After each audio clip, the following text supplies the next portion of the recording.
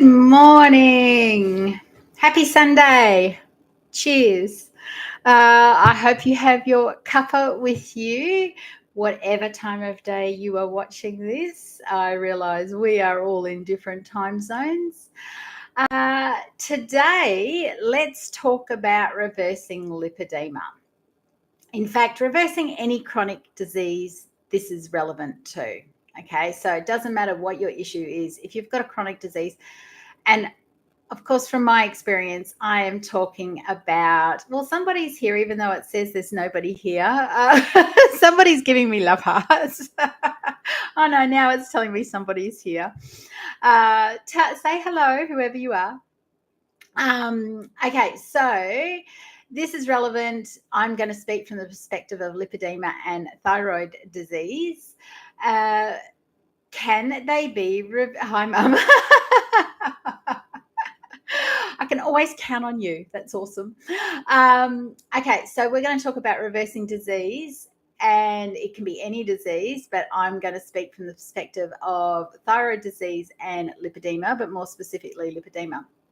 And you see everywhere, all over the place, people who have reversed their thyroid disease, for example. I've reversed this, I've reversed that. Generally, when they're talking about thyroid disease, what they've reversed is their antibodies, not necessarily the disease. And lipedema, because we don't know much about lipedema, they're still studying it, and there's not enough people studying it. It's not at this stage known that it can be reversed. However, you can have liposuction, right? So you can have liposuction to remove the lipedema fat that has seeped out of your lymphatics and into your interstitial tissue. However, big however, if you continue to eat or your hormones continue to be driven in the way that your lipedema got out of control in the first place, it will come back. Okay, so it's kind of like, I used to dye my hair every 4 weeks so that the grays wouldn't show through.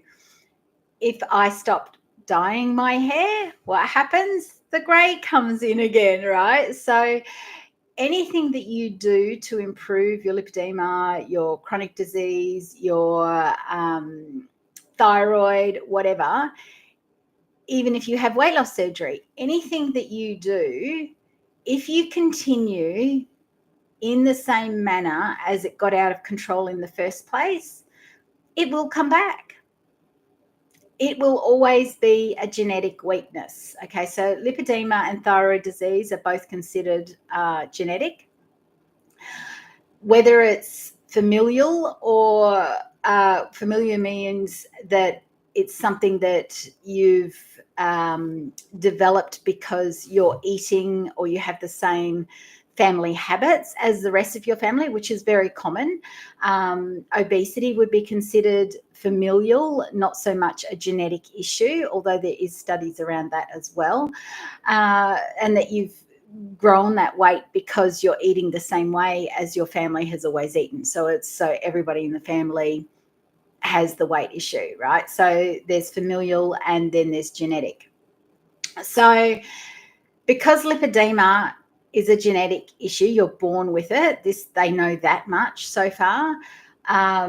If you have the liposuction to remove it, if you continue to eat the way you did before, it will grow back, because this is not a situation of we're born with a certain number of fat cells. Okay, so those fat cells, we don't actually increase them. They get bigger or they get or smaller, right? So as we put on weight, they grow in size. As we lose weight, they shrink. So we don't actually gain more fat cells. Lipedema is a different situation where it's the food and inflammation that seeps through. It's not your fat cells, is my understanding, okay? There's so much they don't know. So it's a different kind of fat that's seeping through our lymphatics and into our interstitial tissue, not our actual fat. Okay, so I've got a little bit of a list, and I'm hoping you're going to ask me questions because it's such a tricky thing to do, right? So And I can only go off my experience. And this is also why even after weight loss surgery, I'm kind of sticking to carnivore for the most part. All right. If I move to Asia, Thailand, and no ifs about that, let me tell you. And I start eating the noodles, the carbs, the fried foods, the fried dumplings that are on every, street cart. The weight that I lost through my gastric sleeve will likely come back. My thyroid will likely tank, okay? And the lipedema will likely grow. There's no ifs, buts, or maybes, right? And we can go, oh, that's not fair. Other people don't have to deal with this, but other people have other, stuff that they have to deal with that maybe we would think, oh, God, thank God we're not dealing with that, right? So this is a mind, body, soul thing. You have to make that decision that, okay, if I'm going to have the liposuction to remove, and I have seen this in groups, okay, I've seen this in groups where women have had the liposuction on their legs and, a scar from thigh to ankle to remove the excess skin during the same surgery. And if you're lipedema and you're here, you've probably seen those groups and those things too. But I've also seen the posts where women have been brave enough to come in and go, it's come back after spending tens of thousands of dollars on the surgery, because this is not covered by private health or it's not covered by government health anywhere, because they haven't changed what they eat. They're like, oh, this is the golden bullet. It's like same with gastric sleeve, same with thyroid disease. Any chronic disease, there is no golden bullet. It's something that you have to address and use the tools that are available to you. So having liposuction on lipedema, great, awesome. But if you don't follow the rules, I'm going to say the rules that we know of at this point in time, which seem to be at the very least keto, mostly carnivore, it's going to come back and you'll have wasted the money that you pulled out of your superannuation or the money that you pulled out of your 401k or whatever your version of, retirement money is, seems to be where most people are pulling the money from to have these surgeries. My understanding is the surgeries here in Australia to have your legs done is $20,000 to $40,000.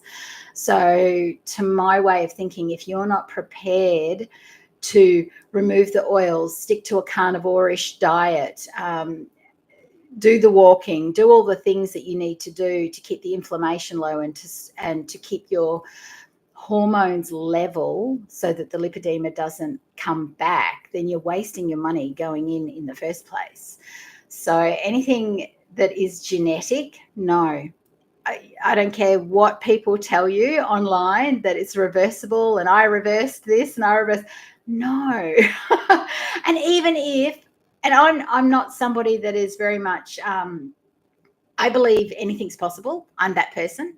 Okay. I've always believed I could reverse my thyroid disease. However, and I have reversed my antibodies. Okay. That was one of the first things I reversed. I haven't reversed my need for medication because my thyroid got lazy. It sat up on the couch because I was taking medication for so long. So that is more likely why the doctors tell you you'll never get off your medication, because it gets lazy and thinks, oh, I don't have to do anything. It's all being done for me, right? Cool.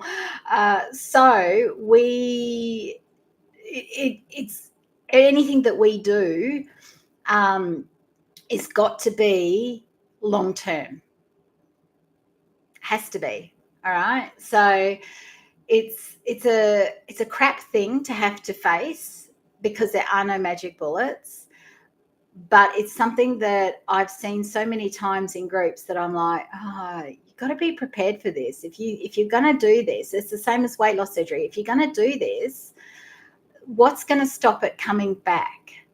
That's always my what happens down the track? And that's who I am. I always look at the big picture, right? I'm just constantly like, oh yeah, but what happens down here? And if I'm not looking at what happens down there, and if I'm not prepared to do the things to stop it coming back, then there's no point. There is no point. And a lot of people have the weight loss surgery, for example, because they think it's a magic bullet and, oh, it's all sorted. No. And I've had people ask me, why are you following a diet? And the dietitian after my surgery, no, you had this so you can eat anything. And I'm like, no, I didn't. No, I really didn't. So if you're not prepared to use all of these things like the liposuction for lipedema as a tool to get you on the straight, like to get you back to square one kind of thing, and know that you're still going to have to put in the work to keep it gone, to keep it steady, then don't even start. Don't waste your money on it, because it's something you're always going to have to be aware of. Same as my thyroid, same as the weight loss surgery. So like they're all the same. That's why I said for chronic disease, it's all the same thing. You can have the magic bullet, you can have the tool, you can do all the things, but if you're not prepared to do the hard work afterwards to continue it being great or better or reversed or whatever you want to call it, then honestly don't go there, because you're going to waste your money and you're going to be really upset that it's come back and you won't understand why. So how do you track it? Okay. And that's what I am always looking at. And that's why I'm a big proponent for tracking your symptoms all the time, knowing your starting point. If you don't have a list of all the things that you know could be better, and I'm not talking about, beating up on yourself. That's not what this is about. This is about being quite unemotional. I'm a Pisces. It's Pisces season. I'm an emotional person. Okay, so this is about stepping away and going, right, what are the things that I know right now are being, I'm contributing to by the way that no, let's put it a different way. What are the things that I wasn't born with? Cracked heels. Like I'm talking about symptoms of cracked heels and dry skin and hair loss and things like that are not normal and probably could change if you got your health back on track. So if you don't have a list of that, and I often use the example of you buy a business, say you buy a restaurant, it's the easiest example. The first thing you're going to do as a prospective business owner is to go into that restaurant and you're going to take inventory. What's your starting point? What are you paying for? So you need to do this as being the CEO of your own body business, right? Because that's the way you want to think of it, so that it doesn't get emotional. This is not about beating yourself up. This is about stepping back and go, right, where's my starting point? I weigh this much. Take all your measurements. This is my measurements. Where's my toes at? Do I have a fungus on my toe? Do I have cracked heels? Do I have the lipedema, cuffing at the ankles? Work your way up your body. What else is going on for you? Then once you've done your whole body of physical things that, I get acne all the time, drives me insane. I was watching Kelly Hogan this morning, her latest one. She got boils. So list all the physical things that you're dealing with in a very matter-of-fact, data-only point of view. Okay, we're taking the emotions out of this. We're just listing all the things that, right, this isn't ideal for us. This is causing me to not have the happiest life. Can I do something about it? Don't know. We're just listing it at the moment. It's like the restaurant. We're just listing off all the things that we're starting with. The starting point. Okay.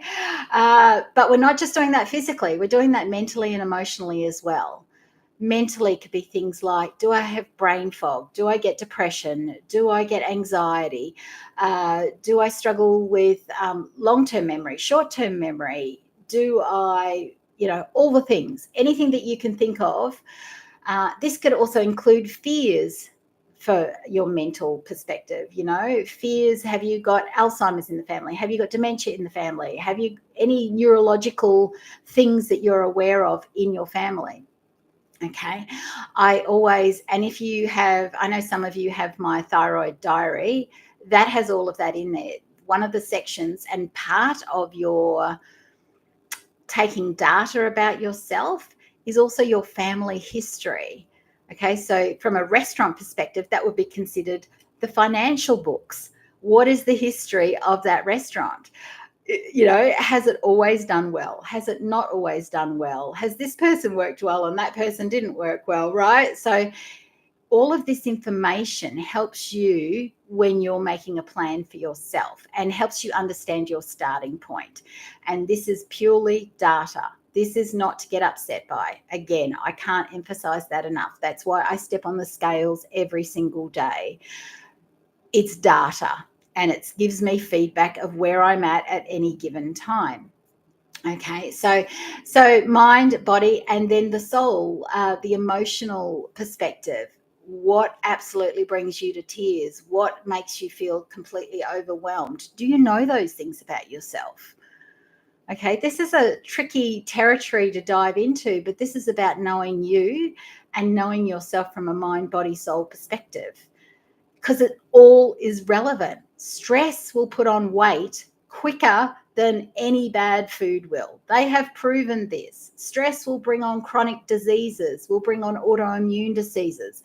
They have done studies where they have, what was the study? The most recent study, and I think I've said about it because it blew my mind, was a guy that they stressed out physically. I think they put him on a treadmill and they just made him go and go and go afterwards, and he had baseline numbers for I think a year or something like that. I don't know. And after they stressed his body for, I'm not sure how long they did this for, like they made him do it consistently, he had antibodies to rheumatoid arthritis that he did not have prior to being stressed out physically. Okay, so, and probably he was stressed out mentally during this, because who wants to do that? Like nobody wants to do that, right? So they've proven that stress will cause physical, and I'm in that world of kinesiology and metaphysics where people will say, oh, yeah, I've had this bad back. In fact, I was saying this to somebody just very recently, a young gentleman who is in a business that is high stress. And he had a back, oh, yeah, I've got this back thing that keeps coming back. And I said to him, because that's me, I said, so shall I tell you metaphysically what bad lower back means? And he was like, yeah, sure, and I was like, lack of emotional support, and I said, does that track for you? And his face went blank. He's this young dude, maybe in his 30s, I don't know. Yeah, he said it does. All right, so they've proven that emotional trauma and emotional issues become physical issues. There's no denying that. No matter how you feel about that side of things, it's true. Okay, so track your symptoms. So that's how, when you have things like liposuction for the lipedema, or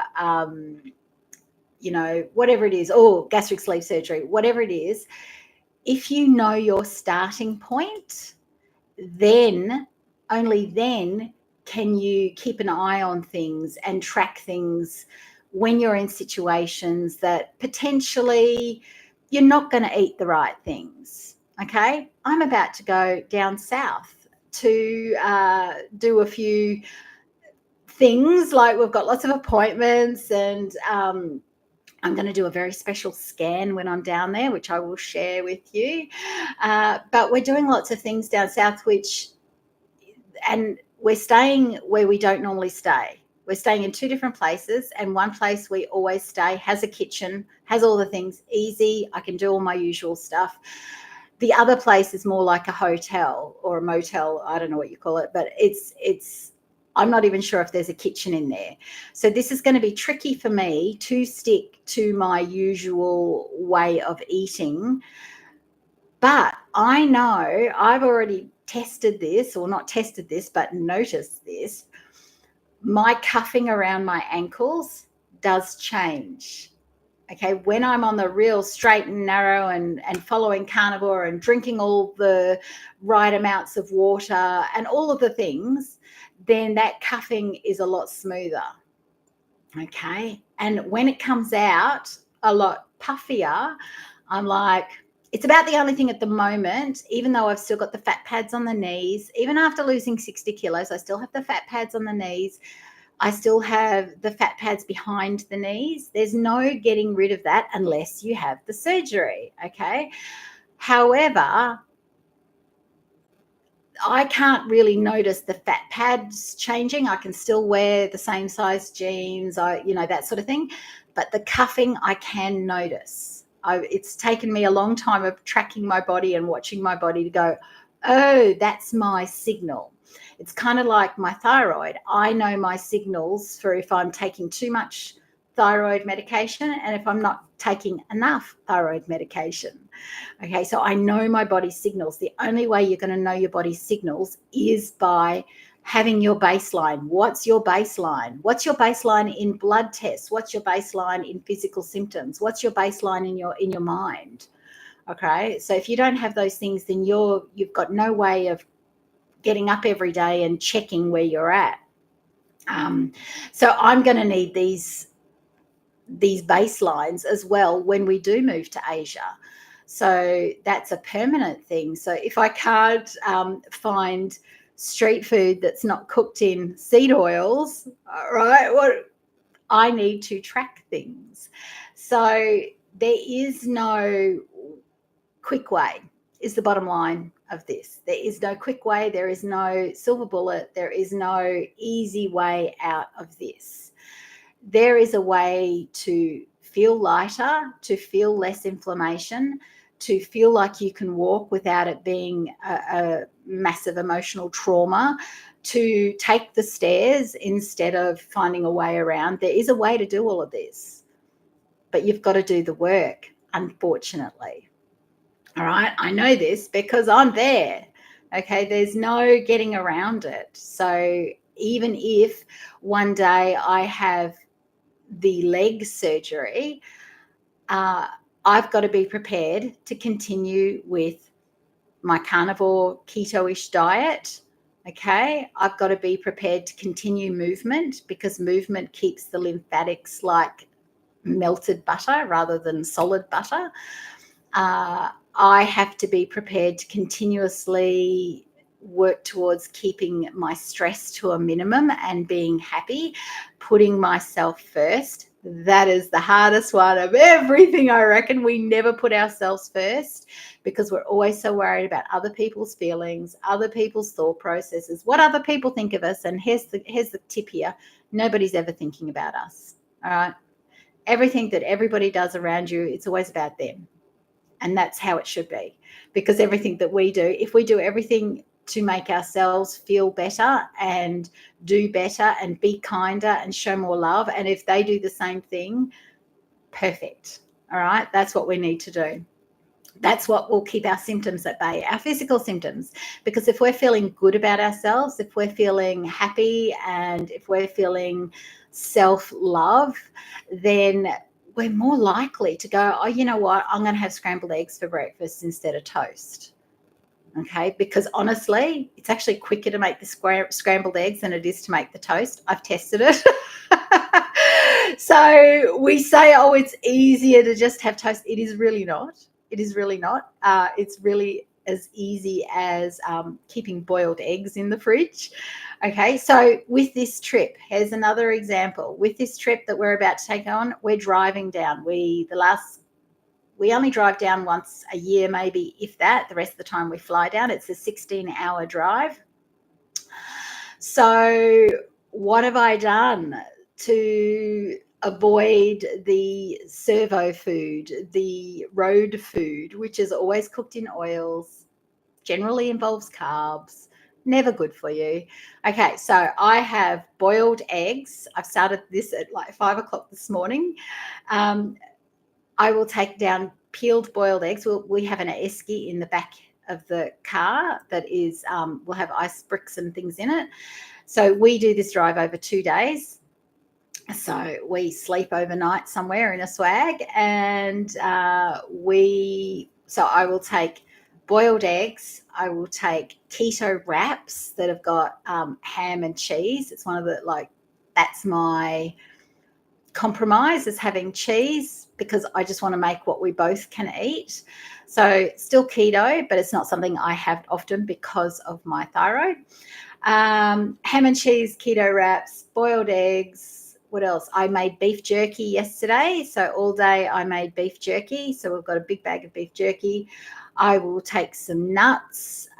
We don't, again, Ollie eats nuts a lot. I don't eat a lot, but it's a road trip. Whatever keeps him awake while he's driving, and if I need a snack, it's there. I will take lemon water. So what else have I got going on? I think that's the main. Surprisingly, you don't sort of need a lot. It's more for Ollie, little snacks like the nuts, like things like that will keep him going and keep him alert and keep him awake on such a long drive. But those things won't affect my lipedema. Okay, won't affect my thyroid, won't affect weight gain, even though I'm sitting on my ass for 16 hours. All right, so there's no exercise involved. And the exercise in Perth, we won't be walking, but we will be doing lots of movement. Because we've got a lot of jobs to do, we've got a lot of appointments to take care of, which is always the way when you go to your nearest major city or you go home, because in this small town there's a lot of things that we can't do, but there's also a lot of things that I have to have checkups for, knees and things like that. So it's all good, but I will do the best I can, and I am planning on filming what food I eat as I go along and any issues, because it's a couple of weeks, so it's going to be a tricky, especially when we're not in our usual apartment. So I will film what I can and see if I can put it together in a video. It's not always ideal, but we'll see what happens. So that is today's topic, done and dusted. So reversing lipedema, it's something you're born with, as far as we know. So yes, you can have the surgery to remove the lipedema fat, but unless you're doing the work to keep it gone, to keep your hormones even, so that's your insulin, which is why you eat carnivore, because it keeps your insulin straight and flat. So unless you're doing that to keep it at bay, and eating appropriately to make that, keeping your stress hormones flat, keeping your thyroid hormones flat, because they all interplay, then yes, it will come back and you will have wasted your money. But that is the only way to reverse it, is the liposuction, and then keeping it at bay. So unless anyone has any questions, I am going to call it and go back to prepping for our trip. Oh, which also means the next 2 Cuppas with Kylie is going to come to you, hopefully, from the back of the car at swap meets where we're selling all our stuff to move to Thailand. All right. So my husband's like, yeah, you can do it at the back of the car. I'm like, yeah, I'll give it a go. I'm always one to give anything a go, so I'm going to give it a shot. If it doesn't happen for whatever reason, I will post it in the posting tab, but I will give it a shot, and we'll see how we are, because the whole concept of Cuppa with Kylie is that it doesn't matter where I am in the world, and that's why I work online with my clients as well, because I have always been like, I want to be able to do what I want to do no matter where I am in the world. So that's, yes, we will have a good trip. Thank you. So we will, until next Sunday, if you have any requests for topics, put them in the comments, and we will work on whatever it is you want to work on. So have a great week, everybody, and I will see you next Sunday from the swap meet. Bye.